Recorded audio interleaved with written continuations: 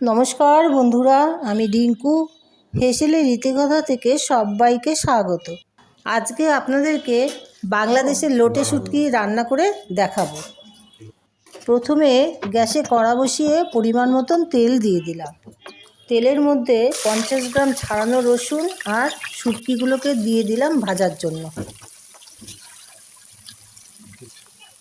এবার আমি 200 গ্রাম পেঁয়াজ কুচি করে কেটে রাখা দিয়ে দিলাম।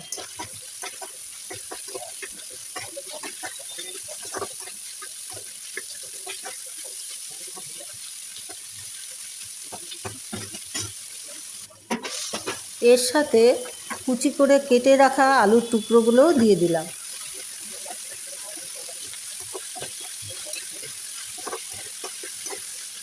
বন্ধুরা, এখানে আমি রসুন, শুটকি, পেঁয়াজ, আলু এটাকে আমি হাই ফ্লেমে 5 থেকে 7 মিনিট ভালো করে ভেজে নিয়েছি।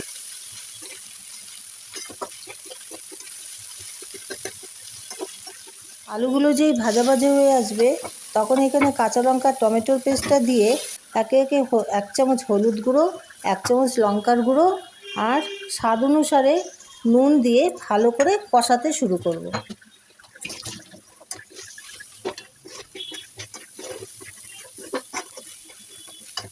কষানো যেই হয়ে যাবে তখন অল্প একটু জল দিয়ে ভালো করে নাড়াচাড়া করে জলটাকে টানিয়ে 2টো লেবু পাতা ছিঁড়ে দিয়ে নামিয়ে রাখবো।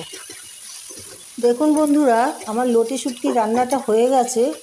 আপনারা যখন বাড়িতে রান্না করবেন তখন এটা অবশ্যই গন্ধরাজ লেবু দিয়ে পরিবেশন করবেন, খেতে দুর্দান্ত লাগে।